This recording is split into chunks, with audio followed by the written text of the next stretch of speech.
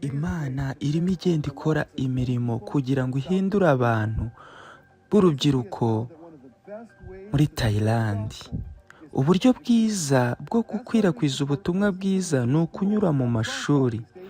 Amashuri yo muri Aziya ndetse by'umwihariko Thailand na Myanmar, abanyeshuri benshi bari kwiga mu bigo by'abakristo, ndetse bukaba n'uburyo bwiza bwo kubamenyesha Yesu Kristo.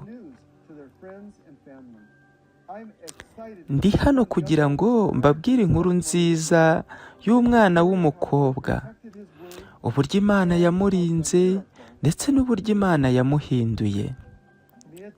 Miyata afite imyaka 8 yagiye mu ishuri ryitwa Tao ry'Abadivantiste. Yishimiye uburyo bigamo. Yari yaravukiye mu muryango w'Ababudiste, ariko mbere y'uko ava mu rugo, ababyeyi bamubwiye y'uko atagomba kuzigera aba umukristo. Maze yemeye ibyo ababyeyi be bamubwiye y'uko atazigera aba umudivantiste.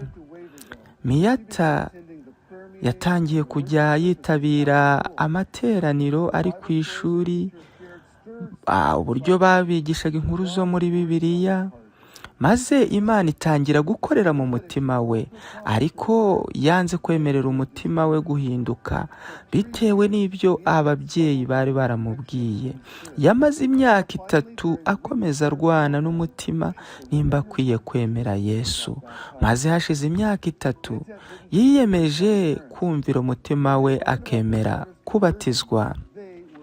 Ababyeyi be bamaze kumenya yuko yahindutse, barababaye cyane, maze bohereza intumwa kuza kumuvana ku ishuri bamubeshya yuko umubyeyi we yarwaye, ariko bwari uburyo bwo kumubeshya kugira babone uko bamuzana mu rugo. Minsi ya mbere babanje kugerageza kumuha uduhenda abana bamubwira yuko nahinduka bakora buri kimwe cyose, ariko yarabyanze, maze biyemeza kumufungira mu cyumba cye. Bohereza inkuru ku ishuri y'uko uzaza kumureba wese bazamwica.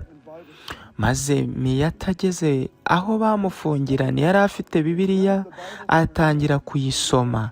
Igihe babonaga yuko ari gusoma Bibiliya, barayimwatse bashaka kuyica, ariko biranga. Bayishyize mu muriro, Bibiliya yanga gushya. Nyuma yaho bibacanze, bagerageje no kuyishyira mu mazi, ariko bayishyize mu mazi, Bibiliya ntihagira na kimwe yangirikaho. Babonye yuko badashobora guca Bibiliya, bashatse undi mwanzuro bamufungiranira ahandi hantu.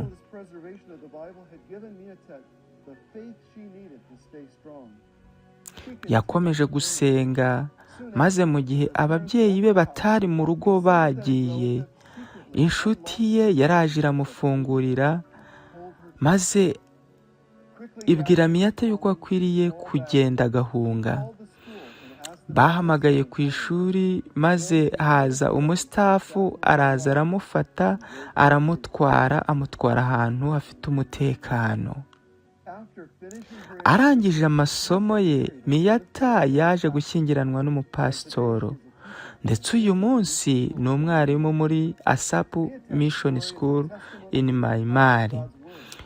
Inkuru ya Miyata itwereka imbaraga mvajuru, ndetse uburyo igenda ikorera mu hantu hagoye kuhatanga ubutumwa bwiza, ndetse abantu benshi babuze icyizere bari kugenda bakibona binyuze mu kwizera Imana. Imana yahinduye Miyata, yiteguye kuba yakorera buri wese wakwemera umuhamagaro. Imana irimo igenda ihagurutsa abana bakiri bato, atari ukujya mu bya politike, ahubwo ari ukwamamaza ubutumwa bwiza.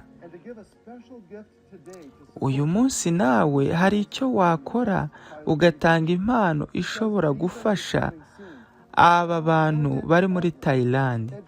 Yesu agiye kugaruka, kandi uburyo bwiza bwo kwamamaza ubutumwa bwiza byanyura mu burezi. Kwiringira TV, ubutumwa bwiza kuri benshi, gukizwa kwa benshi. Matayo 24:14